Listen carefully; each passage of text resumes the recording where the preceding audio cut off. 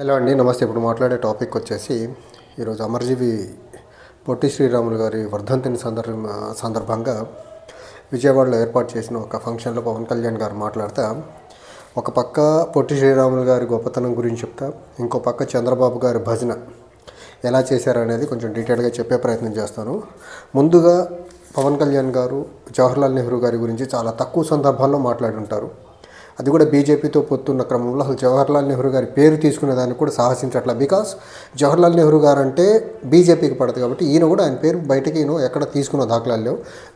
First prime minister of India, nation బిల్డింగ్కి చాలా అద్భుతమైన ఫౌండేషన్ వేసినటువంటి వ్యక్తిని ఆయన పేరు ఉచ్చరించేదానికి కూడా ఇష్టపడిన పవన్ కళ్యాణ్ గారు ఈరోజు అకేషన్ వచ్చి తప్పనిసరి పరిస్థితులు తీసుకోవాల్సి వచ్చింది. అదేంటంటే జవహర్లాల్ నెహ్రూ గారు ప్రధానమంత్రి అయిన తర్వాత పొట్టి శ్రీరాములు గారు తమిళనాడు రాష్ట్రం నుంచి తెలుగు మాట్లాడే ప్రజలు సపరేట్ ఆంధ్ర రాష్ట్రంగా ఏర్పడాలనేసి నిరాహార దీక్ష చేస్తున్న క్రమంలో జవహర్లాల్ నెహ్రూ గారు అప్పటికే మత ప్రాతిపదికన దేశం పాకిస్తాన్ ఇండియాగా విడిపోయింది. ఇప్పుడు మళ్ళీ భాషా ప్రయుక్త రాష్ట్రాలుగా రాష్ట్రాలను విడగొట్టుకుంటూ వెళ్తే నేషనల్ ఇంటిగ్రిటీకి దెబ్బ వస్తుంది. అందుకని దేశం అంతా కలిసి ఉమ్మడిగా ఉండాలనే భావంతో నెహ్రూ గారు ఉండడం లేదు తెలుగు వారికి తమిళనాడులో చాలా తీరని అన్యాయము వివక్ష చూపుతూ ఉన్నారు కాబట్టి తెలుగు మాట్లాడే ప్రజలకు సపరేట్ రాష్ట్రం కావాలి, భాషా ప్రయుక్త రాష్ట్రం ఏర్పడాల్సిందే అనేసి పొట్టి శ్రీరాములు గారు నిరాహార దీక్ష చేశారు. ఈ క్రమంలో ఇద్దరి మధ్య ఉన్న డిఫరెన్సెస్ వల్ల అది కానీ శ్రీరాములు గారి మరణానికి దారితీసింది. ఆయన మరణించిన తర్వాత భాషా ప్రయుక్త రాష్ట్రం ఏర్పడిందని చెప్పారు. At least thanks to Pavan Kalyan garu, Jawaharlal Nehru గారు నేషనల్ ఇంటిగ్రిటీ కోసం దేశం కలిసి ఉండాలని అట్లీస్ట్ ఇన్ని సంవత్సరాలు ఆయన రాజకీయ ప్రస్థానంలో ఈరోజు మొట్టమొదటిసారి చెప్పారు కాబట్టి. And when it comes to Jawaharlal Potti Sriramulu గారి గురించి మాట్లాడుతూ దేశం కోసం సమాజం కోసం బతికారని చెప్పే ప్రయత్నం చేశారు. అబ్సల్యూట్లీ పొట్టి శ్రీరాములు గారు దేశం కోసం సమాజం కోసం బతికారు.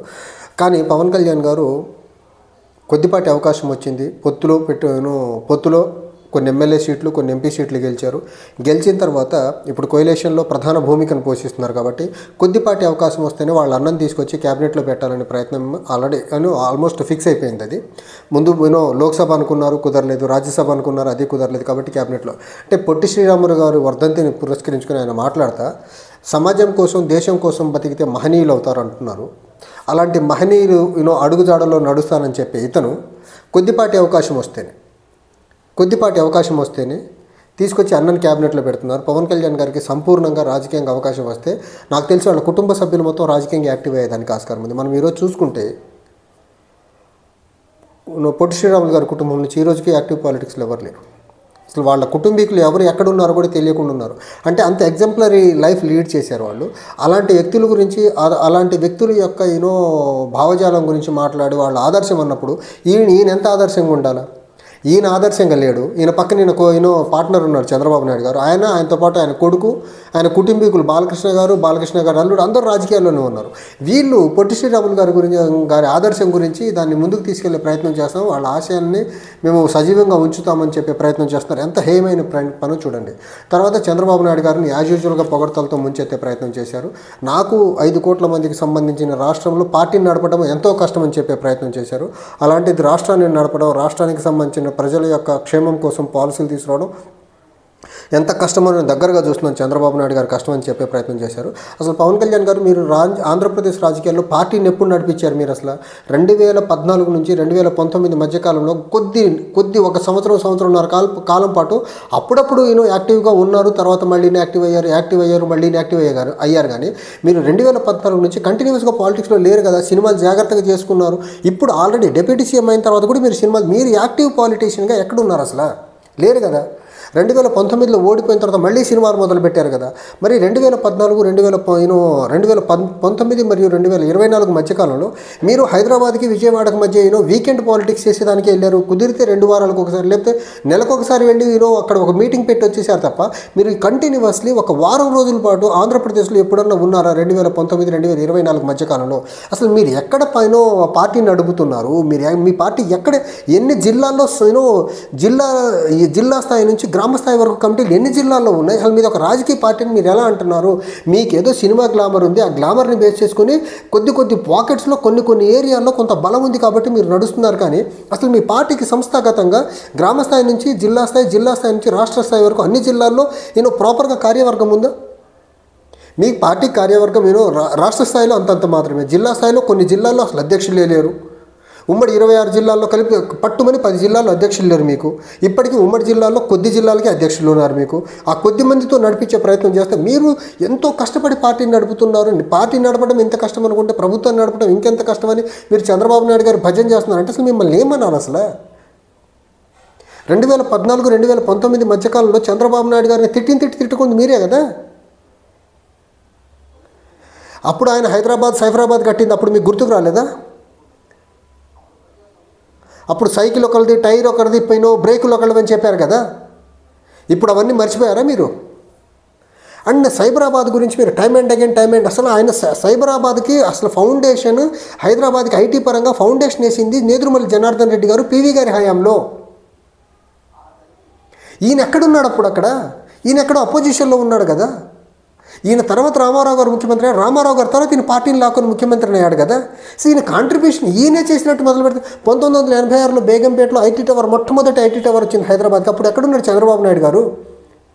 83 ఎన్నికల్లో ఓడిపోయి ఇంట్లో దుప్పటి కప్పుకొని పడుకొని ఉన్నారు. హైదరాబాద్కి మొట్టమొదటి ఐటీ టవర్ వచ్చినప్పుడు హైదరాబాద్కి మొత్తం ఈయనే అని చెప్పే ప్రయత్నం చేస్తే నిజాం నవాబుల కాలం నుంచి కంటిన్యూస్గా డెవలప్ అవ్వుకుంటూ వస్తుంటే ఈ రోజుకి ఇప్పటికీ హైదరాబాద్లో తెలంగాణ ముఖ్యమంత్రిగా ఉన్నటువంటి రేవంత్ రెడ్డి హయాంలో కూడా డెవలప్మెంట్ కార్యక్రమాలు జరుగుతున్నాయి. డెవలప్మెంట్ అనేది కంటిన్యూస్ ప్రాసెస్, ఒక వ్యక్తి వల్ల అవ్వదు. కిరణ్ కుమార్ రెడ్డి గారు, రాజశేఖర్ రెడ్డి గారు, రోషయ్య గారు, తర్వాత ఇప్పుడు రాష్ట్రం విడిపోయిన తర్వాత కేసీఆర్, తర్వాత ఇప్పుడు ఉన్న రేవంత్ రెడ్డి, అందరి కాంట్రిబ్యూషన్ ఉంటుంది ఒక సిటీ డెవలప్మెంట్కి. ఒక్క చంద్రబాబు నాయుడు తర్వాత ఇంకా సిటీ ఎక్స్పాండ్ అవ్వట్లేదా? సిటీ గ్రోత్ అవ్వట్లేదా? కొత్త కంపెనీలు రావట్లేదా? చంద్రబాబు నాయుడు గారితోనే మొదలు, చంద్రబాబు నాయుడుతోనే అంతమైందా? ఎందుకు ఇంతలా భజన చేస్తున్నారు మీరు? అండ్ 2000 విజన్ 2020 అన్నప్పుడు అందరు నవ్వారన్నారు. అవును నవ్వారు. విజన్ 2020 వల్ల పేదరికం ఏమైనా పోయిందా తెలంగాణలో? పోనీ ఉమ్మడి రాష్ట్రంలో ఏమైనా పోయిందా? రైతుల కష్టాలు ఏమైనా పోయినాయా? రైతు ఆత్మహత్యలు ఏమైనా ఆగినాయా? నిరుద్యోగ సమస్య ఏమైనా పోయిందా? విజన్ 2020 వల్ల ఒరిగింది ఏంటి రాష్ట్రానికి? చంద్రబాబు నాయుడు డబ్బా కొట్టుకోవడం తప్ప. ఆ డబ్బా మీరు మాత్రం చాలా భయంకరంగా భజన చేస్తున్నారు. పవన్ కళ్యాణ్ గారు చాలా అద్భుతంగా కొడుతున్నారు మీరు భజన అసలు. అండ్ తర్వాత ఈయన మాట్లాడుతూ మళ్ళీ రామారావు గారి ప్రస్తావన తీసుకొచ్చారు. అసలు తెలుగువారి ఆత్మగౌరవం ఈ రోజుకి నేను ఢిల్లీ తీసుకెళ్తా పవన్ కళ్యాణ్ గారు, మీరు రండి నాతో. ఖచ్చితంగా సౌత్ ఇండియన్స్ అందరినీ కలిపి మద్రాసీలనే అంటారు ఈ రోజుకి. నేను ప్రూవ్ చేస్తాను, ఎందుకంటే నేను ఎక్స్పీరియన్స్ చేస్తాను ఢిల్లీలో ఉన్నప్పుడు. ఈ రోజుకి ఏం మారలే. మేబీ ల్యూటియన్ ఢిల్లీలో పార్లమెంట్ ఆ పరిసర ప్రాంతాల్లో ఏమైనా మారిండొచ్చు, కానీ మీరు పెరిఫెరల్ ఢిల్లీలోకి వెళ్తే ఈ రోజుకి మద్రాసీలే అని అంటారు. ఆ పార్లమెంట్ దాటి అవతలికి వెళ్తే సౌత్ ఇండియా మొత్తాన్ని కలిపి మద్రాసీలే అంటారు. తమిళనాడుని కూడా మద్రాసీలే అంటారు. సో తెలుగువారి ఆత్మగౌరవాన్ని రామారావు గారు ఎక్కడికో ఆకాశానికి తీసి ఊదరగొట్టద్దు. మేము ఎక్స్పీరియన్స్ చేస్తున్నాం దాన్ని, మద్రాసీలు అనేదాన్ని. ఈ రోజుకి సౌత్ ఇండియా మొత్తాన్ని కలిపి Delhi, particularly north Indian people మద్రాసీలనే అంటారు. సౌత్ ఇండియాలో ఉన్న స్టేట్స్ పేర్లు కూడా చక్కగా ఉచ్చరించడం చేతగాని మనుషులు ఉత్తర భారతీయులు. వాళ్ళు ఈ రోజుకి మొత్తాన్ని వేరు రాష్ట్రాల పేర్లు నీట్గా ఉచ్చరించలేక మొత్తాన్ని కలిపి మద్రాసీ అని ఒక ట్యాగ్ వేసేస్తారు. మీరు ఆ పార్లమెంట్ దాటి పక్కకి వెళ్ళి ఉంటారు. మిమ్మల్ని ఏమంటారో అక్కడ తెలుగు ప్రజలను ఎలా పిలుస్తారో మీకు తెలియదు. తెలుగువారి ఆత్మగౌరవాన్ని పెంపొందించారంటారేంటంటే అంతకుముందు తెలుగువారికి ఆత్మగౌరవం లేదా? మీకు చంద్రబాబు నాయుడు గారితో రాజకీయంగా అవసరం.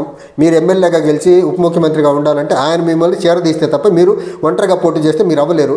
మీరు భజన కొట్టుకోండి, కానీ లేనిపోనివన్నీ చెప్పి వాళ్ళని ఆకాశానికి ఎత్తద్దు. ఇప్పటికే తట్టుకోలేకపోతున్నాం చంద్రబాబు నాయుడు గారు డాంబికాలని. చంద్రబాబు నాయుడు గారు ఈవెంట్ మేనేజ్మెంట్ని, చంద్రబాబు నాయుడు గారు మెస్మరైజింగ్ ఈవెంట్ ఆర్గనైజింగ్ స్కిల్స్ని మీరు కొట్టుకోండి భజన, మీకు అవసరం ఆయనతో, అంతే తప్ప లేనిపోని అన్ని హైదరాబాద్ మొత్తాన్ని హైదరాబాద్ని ఆయన డెవలప్ చేయలేదు. ఒక కొద్ది కాలం పాటు ఈ 400, 600, 700 సంవత్సరాల చరిత్ర ఉన్న హైదరాబాద్లో ఒక 6-7 సంవత్సరాలు ఆయన ముఖ్యమంత్రిగా ఉన్నాడు. 8 సంవత్సరాలు అంతే. అంతకుముందు హైదరాబాద్ ఉంది, ఆ తర్వాత హైదరాబాద్లో 100 PSUలు ఉన్నాయి, సెంట్రల్ గవర్నమెంట్ ఏజెన్సీస్ ఉన్నాయి. అవన్నీ ఎవరు తీసుకొచ్చారు? చంద్రబాబు నాయుడు గారు తీసుకొచ్చారా? ఇక్రిసాట్ మొదలుకొని BDL వరకు, ECL మొదలుకొని ఇంటర్నేషనల్ ఎయిర్పోర్ట్ వరకు ఇవన్నీ చంద్రబాబు నాయుడు గారు అంతకుముందే ఉన్నాయి కదా. సో పవన్ కళ్యాణ్ గారు చాలా జాగ్రత్తగా రాజకీయంగా రియాలిటీకి దగ్గరగా పొత్తు లేకపోతే గెలవలేను, రాజకీయంగా మనుగడ సాధించలేను. రాజకీయంగా నేను మనుగడ సాధించలేకపోతే నేను నాతో పాటు మా అన్న క్యాబినెట్లో ఉండలేని పరిస్థితి. మేము రాజకీయంగా ఎలైవ్గా ఉండాలా, నాకు డిప్యూటీ సీఎం ఉండాలా, మా అన్నని క్యాబినెట్లోనో లేకపోతే రాజ్యసభ లోక్సభకు పంపాలంటే పొత్తు అవసరమని గ్రహించి చంద్రబాబు నాయుడు గారు భజన అవకాశం దొరికిన ప్రతిసారి కొద్దిపాటి అవకాశం దొరికినా అక్కడ చంద్రబాబు నాయుడు గారిని ఆకాశానికి ఎత్తే ప్రయత్నం చేస్తున్నారు. సైబరాబాద్ ప్రస్తావన తీసుకొచ్చే ప్రయత్నం చేస్తున్నారు. విజన్ 2020 ఇప్పుడు 2014-2019 మధ్యలో ఏమైపోయింది ఆయన విజన్? 3 టెంపరీ బిల్డింగ్లు కట్టాడు. ఒక పర్మనెంట్ సెక్రటేరియట్ కట్టలేకపోయాడు, ఒక పర్మనెంట్ హైకోర్టు బిల్డింగ్ కట్టలేకపోయాడు, ఒక పర్మనెంట్ అసెంబ్లీ బిల్డింగ్ కట్టలేకపోయాడు. ఈ రోజుకి మీరు అక్కడ కార్యకలాపాలు జరుగుతున్నవన్నీ టెంపరీ బిల్డింగ్లు ఆంధ్రప్రదేశ్కి సంబంధించి. 5 సంవత్సరాల్లో మూడు పర్మనెంట్ బిల్డింగ్లు కట్టలేని చేతగాని మనిషిని విజనరీ అంట, విజన్ 2020 వర్కౌట్ అయిందంట. మరి అప్పుడు విజన్ 2020 వర్కౌట్ అయినప్పుడు ఇప్పుడు కూడా వర్కౌట్ అవ్వాలి కదా. 2014-2019 మధ్యకాలంలో ఎందుకు వర్కౌట్ కాలేదు అవి? ఆయన చంద్రబాబు నాయుడు గారికి మోసేదానికి మీడియాలు ఉన్నాయి. మీరు కొత్తగా ఇంకా ఒక అడిషనల్ దాన్ని ఏమంటారు మెసెంజర్లో తయారైపోయారు. ఆంధ్రప్రదేశ్ రాష్ట్రానికి చంద్రబాబు నాయుడు గారి నుంచి లేనివి ఉన్నవి అన్నీ కలగలిపి ఎగ్జాజరేట్ చేసి చెప్పేదానికి ఇది రాష్ట్రానికి మంచిది కాదు కాదు కాదు. మీరు వ్యక్తి పూజ మానుకోండి, రాష్ట్రానికి ఉపయోగపడే మాటలు మాట్లాడండి. ఏమన్నా ఉంటే వర్ధంతి ఏమో సెలబ్రేషన్స్ ఏమో పొట్టి శ్రీరాములు గారి, మీ భజన ఏమో చంద్రబాబు నాయుడు గారికి చేస్తే ఉపయోగం ఏముంది? చంద్రబాబు నాయుడు గారు సరిపోయిన సందర్భంగా మళ్ళీ రామారావు గారిని తీసుకొచ్చారు మధ్యలోకి. 2009లో ప్రజారాజ్యం పెట్టిన దగ్గర నుంచి మీరు చంద్రబాబు నాయుడిని మామూలు తిట్లు తిట్టారా మీరు? ఈరోజు చంద్రబాబు నాయుడు మీకు దైవంలా కనిపిస్తున్నాడు, కానీ అప్పుడు మీకు దైవంలా కనిపించాడుగా 2009లో ప్రజారాజ్యం పెట్టినప్పుడు కానీ, లేకపోతే 2019 ఎన్నికల్లో కానీ.